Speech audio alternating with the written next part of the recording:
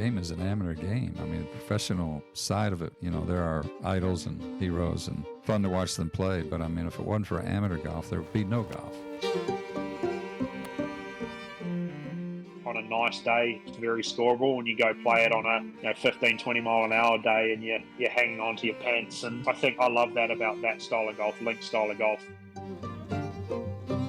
You have to remember, when you play a golf course and you're out there for 4 hours or whatever, you're only hitting a ball for 15 minutes of that. So there's a lot of time to look around.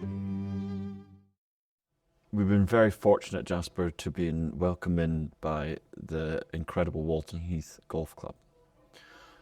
We're sitting now in one of its bar rooms, and for a club that started in 1904, the history in this place is incredible. I've had the privilege to be at the club quite a few times, and you walk around the clubhouse, you look at the names on the boards, it's impressive. And a lot of the clubs can be very similar. But we've got the full tour today, and all of the artifacts they have on the wall and the stories behind them. This is why you would come and experience a club like this, especially if you're overseas. You're coming in, spend a bit of time in the clubhouse before and after you're around, read what's on the walls, and spend a bit of time to really soak it in. There's a lot of things you just wouldn't even realise, like the map of the old course, that every time an Open champion comes, they sign the map, and the map is one of the old Alistair Mackenzie maps from, was it 1924 or something like that?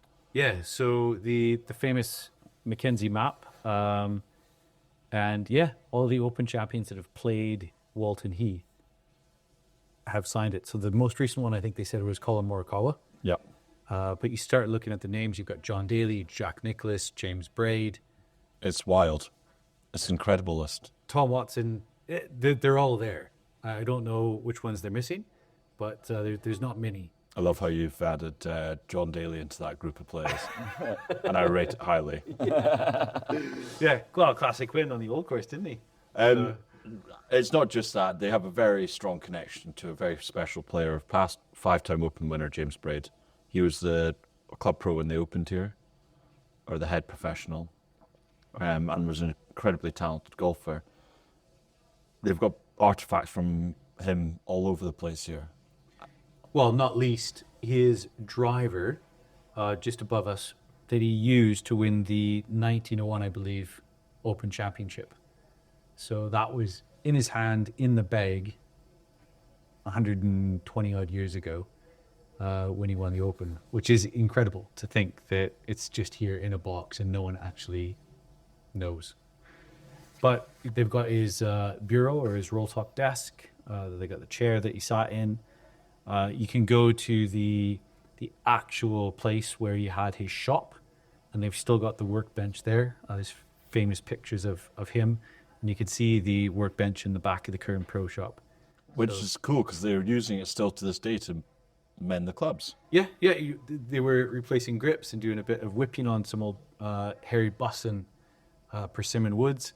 Harry Busson, from a persimmon club making background, he was kind of the cream of the crop, the Rolls Royce. He did the best. There's quite a good legacy of UK club makers, and some of those names might be Peter Broadbent, Harry Busson, and there's a couple more around in the London area. St. George's Hill had a couple of really good club makers as well, but Harry Busson was kind of the preeminent. He was the top of the list, and he made his life and his career here at Walton Heath, and he's still very much celebrated here at the club. But I think the one stat that stands out to me is 1981 Ryder Cup. Half of the European team used his kit. And what they would do is Wilson would just give them the plate, and then he would make the golf club and use a Wilson plate for the players that played Wilson, kind of thing. Yes, and they've got some good examples of it. If you go into the room, the far end where they kind of have the lunch dinners, the club dinners, they have a case there, and you can see some of the stuff that's got the Harry Busson or the HB, but a Wilson sole plate. So yeah, really famous club maker, and if you find any of his gear nowadays, it's worth a pretty penny. Now onto the golf courses. So we've got the new and the old. They were built fairly close together in terms of dates. Yeah, so early turn of the 20th century, so 1904 in that region. The old course, 18 holes. Second course was built, I believe, as a 9-hole golf course, a relief course as they called it then, and then quickly it was extended to 18 holes, so 36 holes of just prime Heathland golf. And they've managed it extremely well in terms of they've not let the trees encroach, so you do get these beautiful open expanses while you wander around the heath.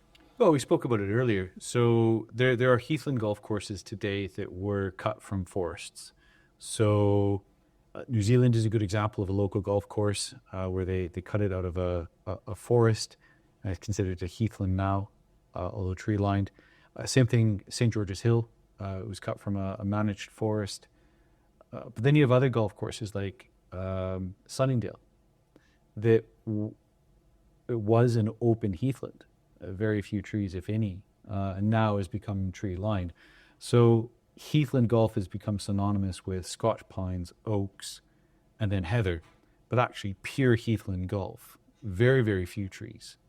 And then massive expanses of open sand, heather, a little bit of gorse, and just a handful of trees. And Walton Heath is probably the purest expression of heathland golf in the heathlands. So to give people understanding, who was the designer of Walton Heath, new and old?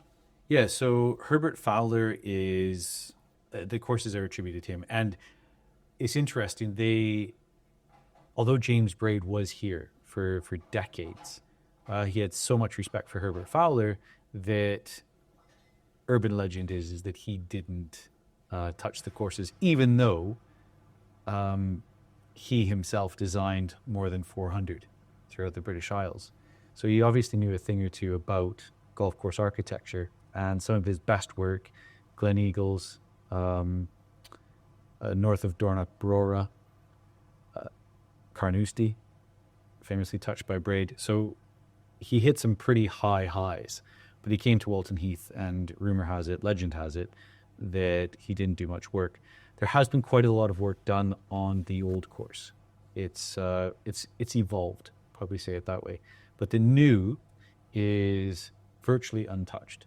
So the new is probably one of the purest expressions of pure heathland and pure Herbert Fowler in heathland golf that exists anywhere in the world today.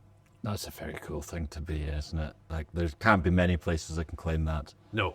There's so many golf courses get touched instantly that. And they've been around, for 100 years. And you think there's probably been 3 or 4 evolutions of like major shifts with regards to equipment. And yet the design features that you see out there still hold up till today. So yeah, the new for me is a really good example of proper heathland golf that's been maintained on an open heathland, and a lot of the original character is still there. Walton Heath is just a special place. The club has had a lot of famous faces, not just in the golf community, but also in the political spectrum. So Winston Churchill and Lloyd George. There's a number of politicians who have been members here, and there was a great story that we were hearing when we were going around. Do you want to tell it? You go ahead, James. Yeah. That Lloyd George and Winston Churchill actually preferred being in here in the clubhouse at Walton Heath than they did being in the political spectrum that was in London. So they would have meetings, cabinet meetings, down here in the club. How cool is that? So you could think of wartime moments where big decisions were made in a cabinet, and it was literally 2 rooms around from here. Yeah. The other thing that you must do when you come here is there's an amazing putting green outside. There's an 18-hole putting green. They put out the numbers, so there's a route to follow. We're watching our friend Jack do it right now, and it's. I think we're going to go do that after this. Yeah, and the cool thing about it, when we think about the golf course, you've got the clubhouse and then this massive putting green. It's completely enclosed, so it's like a secret garden feel. To get to the golf courses, you walk over a road. You get to the first on the old. You play a single hole over a road, another walk over a road, and then you get to this open heath where there's 35 golf holes. So it's an interesting club from that point of view, where the clubhouse feels a little bit detached from the golf course. But you've got this amazing intimate setting of an open terrace, a lovely clubhouse, and then this massive area here with the pro shop, the caddy shack, the James Braid Museum, and then a brilliant little putting course that's out here that's very well manicured. It's like Little Aston, but with an amazing garden around it as opposed to in it. But yeah, one of the great putting greens of golf in England.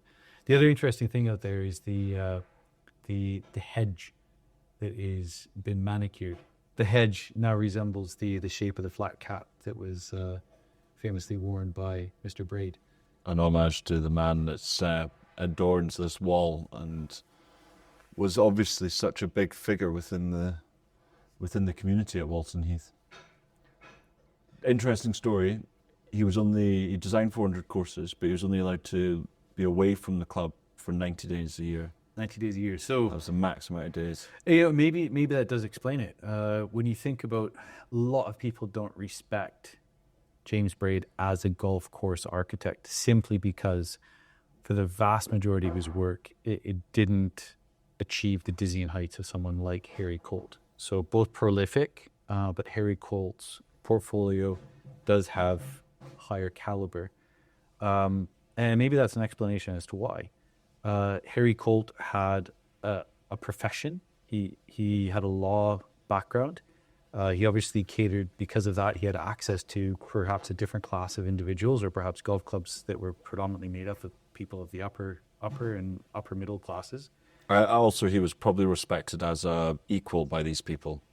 And James Braid famously came from Ely, working class background, and perhaps didn't have the easiest go of it. I mean, we were told that he wasn't allowed in the clubhouse at Walton Heath until after he had won his 4th Open Championship. So you can imagine that today, we laud, celebrate, and revere these golf professionals. But back in James Braid's day, 3-time Open champion, and couldn't set foot into where we're now sitting, and a whole wall has been dedicated to him. Well, that's it. It may have historically been like that, but it seems like it very quickly throughout James Braid's life went from being you stay in your shack over there to becoming an honorary member. Absolutely, yeah. So it shows you how times changed over that period, not of Walton Heath, but of everywhere was like that. Absolutely, yeah. Perfect. You happy? I'm happy. Cool. Let's go putt.